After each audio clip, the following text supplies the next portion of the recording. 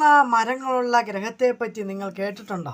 അതറിയുന്നതിന് മുമ്പ് ഈ video like ചെയ്യുക, ഷെയർ ചെയ്യുക, സബ്സ്ക്രൈബ് ചെയ്യുക.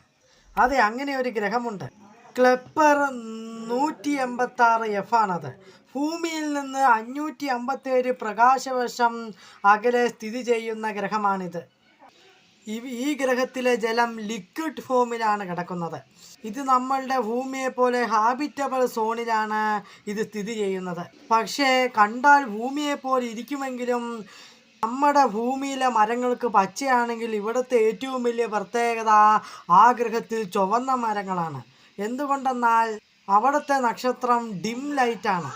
ഇവിടെ ഈ ഗ്രഹത്തിൽ നടക്കുന്നത് റെഡ് ഫോട്ടോസ് പ്രകാശ സംശ്ലേഷണമാണ് ഇവിടെ നടക്കുന്നത്. അതുകൊണ്ട് ഈ ഗ്രഹത്തിലെ മരങ്ങൾക്കെല്ലാം ചുമന്ന ഇലകളാണുള്ളത്.